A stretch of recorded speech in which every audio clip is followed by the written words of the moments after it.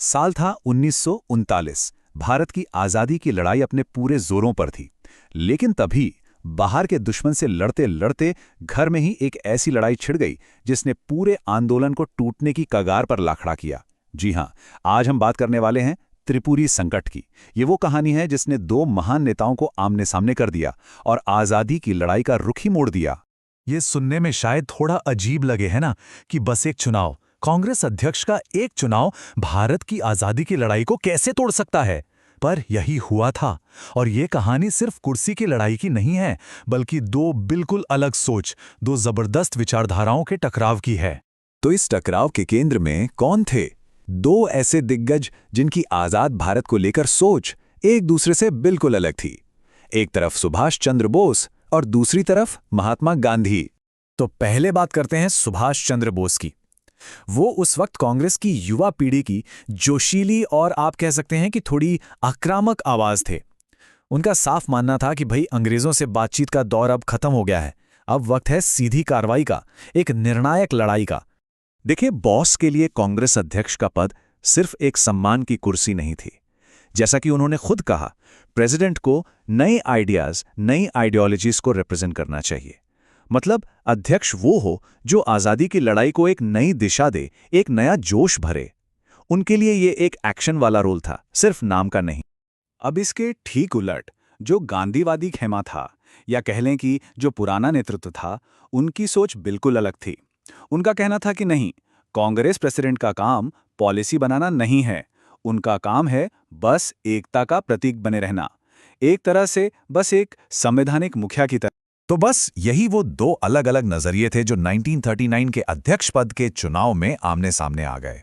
और इस टकराव ने कांग्रेस के अंदर की जो दरारें थीं, उन्हें पूरी तरह से खोल कर रख दिया। इस चुनाव में गांधी जी ने अपना समर्थन दिया पट्टाभी सीतारमैया को। वो आप कह सकते हैं कि स्थापित खेमे के उम्मीदवार थे। सबको लगा था कि वो आसानी से जीत जाएंगे, लेकिन जब नतीजे आए तो सब के सब चौंक गए। सुभाष बोस चुनाव जीत चुके थे, और ये सिर्फ एक चुनाव की जीत नहीं थी, ये गांधी जी के नेतृत्व को एक सीधी चुनौती थी। गांधी जी ने इस हार को कितना पर्सनली लिया, इसका अंदाज़ा आप उनके बयान से लगा सकते हैं। उन्होंने साफ साफ कहा, सीतारमैया की हार उनसे ज़्यादा मेरी हार है। इस एक लाइन ने सब कुछ साफ कर दिया। अब ये लड़ाई सिर्फ प्रेसिडेंट पद की नहीं थी, ये लड़ाई थी दो रास्तों की, दो अलग अलग तरह के नेतृत्व की। पर जैसा मैंने कहा, ये सिर्फ दो लोगों की बात नहीं थी। इसके मूल में थी दो बिल्कुल अलग रणनीतियां। इस बात पर असहमति कि भारत को आज़ादी कैसे मिलनी चाहिए, और उससे भी जरूरी कब मिलनी चाहिए। सुभाष बोस का प्लान एकदम सीधा और साफ था। उनका मानना था कि देश अब क्रांति के लिए बिल्कुल तैयार है। अंग्रेजों को 6 महीने का अल्टीमेटम दो कि भारत छोड़ो, और अगर वो नहीं मानते तो पूरे देश में सविनय अवज्ञा आंदोलन छेड़ दो। दूसरी तरफ गांधी जी का सोचना था कि नहीं, अभी सही वक्त नहीं है, कांग्रेस में अंदरूनी तौर पर भ्रष्टाचार है, अनुशासन की कमी है, तो एक बड़ी लड़ाई में उतरने से पहले हमें अपना घर ठीक करने की जरूरत है। अब इस सबके बीच में जवाहरलाल नेहरू एक तरह से फंसे हुए थे। उन्होंने कोशिश की बीच का रास्ता निकालने की।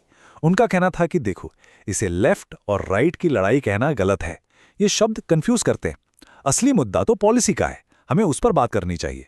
चुनाव के बाद आया कांग्रेस का त्रिपुरी सेशन, और यहीं पर सुभाष बोस की जीत उनके लिए एक बहुत बड़ी मुश्किल में बदलने वाली थी। त्रिपुरी में गांधीवादी खेमे ने एक बहुत ही स्मार्ट पॉलिटिकल मूव चला। गोविंद बल्लभ पंत एक प्रस्ताव लेकर आए। इस प्रस्ताव में क्या था? इसमें कहा गया कि बोस जो अपनी नई वर्किंग कमेटी बनाएंगे, वो गांधी जी की इच्छा के अनुसार ही बनाएंगे। असल में ये एक तरीका था बोस को मजबूर करने का कि वो गांधी जी के नेतृत्व के नीचे ही काम करें। ये बिल्कुल एक शतरंज की चाल थी, एक पॉलिटिकल चेकमेट। प्रस्ताव पास हो गया, जिससे ये तो साफ हो गया कि कांग्रेस में बहुमत गांधी जी के साथ है। अब बोस को कमेटी बनानी थी। उन्होंने गांधी जी से नाम मांगे तो गांधी जी ने साफ मना कर दिया और कहा कि आप अपनी मर्जी से बनाइए। अब बोस खस गए। वो ऐसी कोई कमेटी बना ही नहीं सकते थे जिसे बहुमत का समर्थन मिले। मतलब उन्हें एक ऐसी सिचुएशन में डाल दिया गया जहां से निकलना नामुमकिन था, और आखिर में उनके पास इस्तीफे देने के अलावा और कोई चारा नहीं बचा। और इस्तीफा देने के ठीक बाद मई 1939 में सुभाष बोस ने कांग्रेस के अंदर ही एक नई पार्टी बनाई, फॉरवर्ड ब्लॉक। इस कदम ने कांग्रेस के भीतर की फूट को आप कह सकते हैं कि ऑफिशियल कर दिया।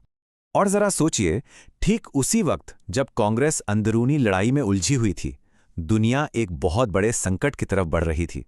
दूसरा विश्व युद्ध दस्तक दे रहा था। आप जरा इन घटनाओं का टाइमलाइन देखिए, कितनी तेजी से सब कुछ हुआ। जनवरी में बोस का चुनाव होता है, मार्च में त्रिपुरी में ये गतिरोध पैदा होता है, और बस कुछ ही महीनों बाद सितंबर में यूरोप में वर्ल्ड वॉर II शुरू हो जाता है। भारत की अंदरूनी लड़ाई अब एक ग्लोबल क्राइसिस के बीच आ चुकी थी। और फिर ब्रिटिश सरकार ने एक ऐसा कदम उठाया जिसने आग में घी डालने का काम किया। उन्होंने किसी भी भारतीय नेता से सलाह किए बिना भारत को जर्मनी के खिलाफ युद्ध में शामिल घोषित कर दिया। ये एक तरफा फैसला था और इसने कांग्रेस के अंदर की बहस को और तेज कर दिया। तो इसके विरोध में कांग्रेस ने एक बड़ा फैसला लिया।